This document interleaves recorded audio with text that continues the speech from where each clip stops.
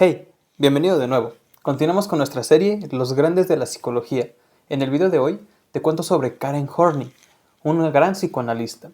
Si te interesa este tema, te invito a que te quedes, que ya comenzamos.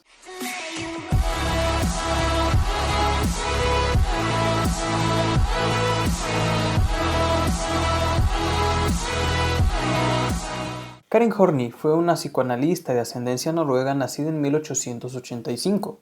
Ella se acercó al mundo académico decidiendo estudiar primeramente medicina, iniciando su licenciatura a los 21 años de edad. Sin embargo, en 1909, a la edad de 24 años, comenzó a asistir a una clínica neuropsiquiátrica donde conocería al psicoanalista Carl Abraham, mismo con el que comenzaría su primer análisis debido a dificultades sexuales y estados depresivos. En 1910 su padre fallecería.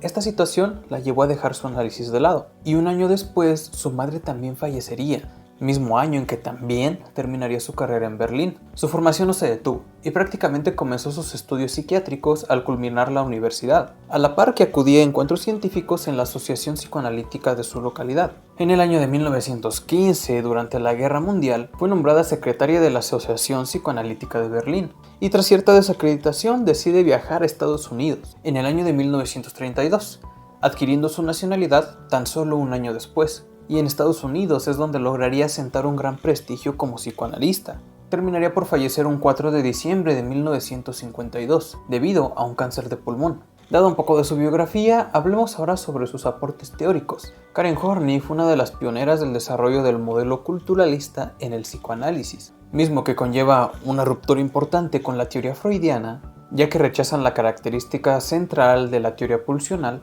y de sus derivados, poniendo en su lugar el papel de lo sociocultural, esto como un factor determinante en el desarrollo humano normal y también patológico. Además de Horney, este modelo culturalista tuvo a otros importantes representantes como Harry Stack y el mismísimo Erich Fromm. Y la consecuencia de un enfoque culturalista vendría a ser la sustitución de enfoques que se prolongarían por mucho tiempo, y donde el analista fungía como un agente pasivo, mudando así a intervenciones más activas y un poco más breves. Esto se generaría a partir de retomar los conflictos del momento presente y la relación que estos establecían con el paciente. Entonces podríamos englobar los aportes de Horney en tres fases. Primeramente podríamos decir que su etapa freudiana abarcó desde 1917 y hasta 1932.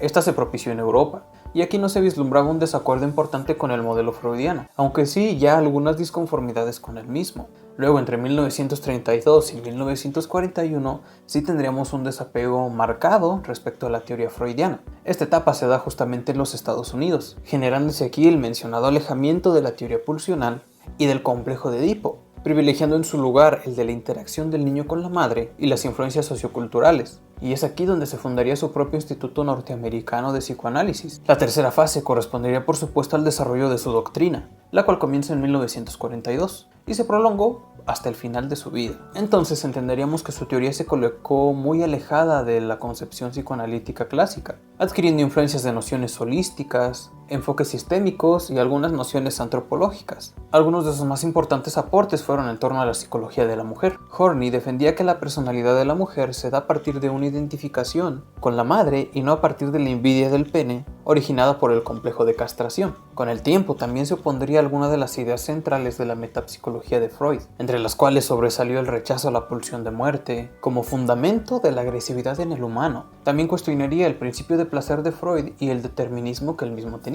Ahondando más en el concepto de feminidad, la autora destacaba que la misma se desarrollaba a partir de influencias innatas, mediante la identificación madre-hija, y esto lo llevó a tener buena aceptación en grupos que se oponían al biologicismo freudiano. También, en contraste con la envidia de la posición varonil, defendió una envidia de maternidad en el varón, insistiendo que éstas las podía visualizar en aspectos transferenciales de sus pacientes, registrando muestras de envidia de embarazo y también de amantamamiento. Horney también sugirió que la negligencia de los psicoanalistas respecto a este hecho se debía a que esa envidia de la maternidad en los varones era reprimida o sublimada en una situación que por supuesto era dominada por los mismos. Alejándonos del punto de feminidad y regresando al biologicismo freudiano, este era otro de sus puntos de disidencia con Freud.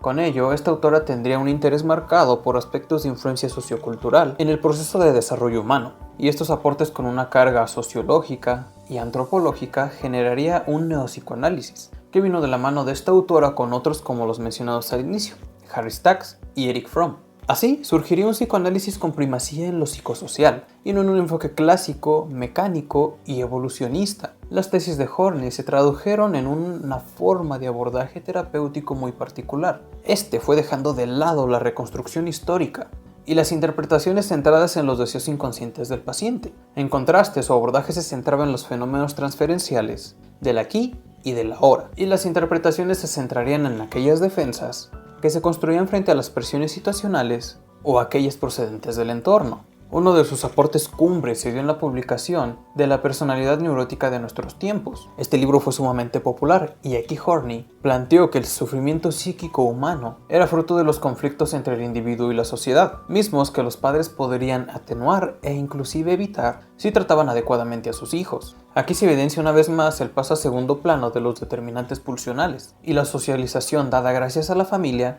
se convertiría para Horney en el núcleo del desarrollo. En ese sentido argumentó también que el desarrollo psíquico anómalo de una persona se daría por dos características. De un lado iría una extrema rigidez o labilidad en las reacciones, y del otro las discrepancias entre capacidades y realizaciones del sujeto. Así, todas las neurosis serían para Horney una neurosis de carácter, y aun cuando la personalidad tenga un desarrollo normal, se tendría por lo menos una neurosis situacional. De forma sintética, para Karen Horney, el desarrollo neurótico tendría las siguientes raíces conflictivas. Primero, dar y recibir afecto. Segundo, tener asuntos pendientes respecto a la autoevaluación y la autoafirmación. Como tercer punto, la represión de la hostilidad básica y de la agresividad. En cuarto lugar, tendríamos que las angustias básicas se intentan fugar mediante variadas defensas, mismas que serían caracterológicas como la racionalización o la negación.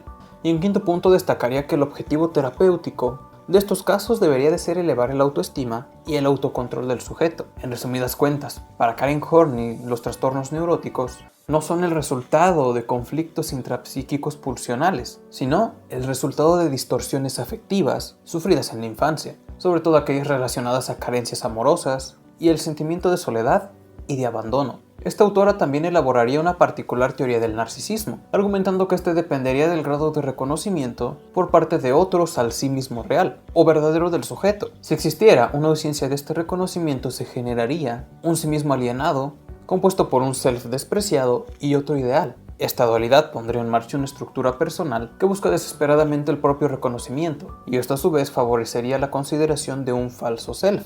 Entre otros de sus desacuerdos con el modelo freudiano, Horney consideraba que Freud había subestimado el papel del autoanálisis, y esta autora consideró al autoanálisis como una buena herramienta para deshacer rasgos caracteriales anómalos que impedían la autorrealización del individuo. Además, propuso que este autoanálisis debería de enfocarse en los sueños y en focos conflictivos menores, teniendo como núcleo sobre todo el momento presente, siempre y cuando éste tuviera alguna relación con problemáticas del pasado. Y también comentaba que el proceso de autoanálisis podía facilitarse si antes ya se había contado con un abordaje terapéutico. Por último, podríamos decir que Karen Horney se acercó a la línea humanista, como producto de todos los distanciamientos que tendría para con el modelo freudiano.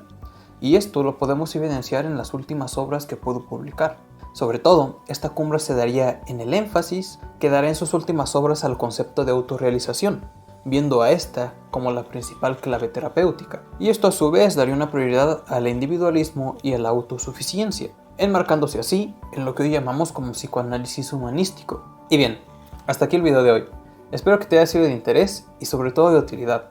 Si fue así, me ayudaría mucho si me dejas un like o si me comentas qué te pareció el video o de qué otros temas te gustaría que te platique en los siguientes. De la misma manera y como siempre, sería genial si me ayudas compartiendo este contenido para hacer crecer este canal, pero sobre todo para acercar el mundo de la psicología a muchas otras personas. No olvides suscribirte y nos estamos viendo pronto.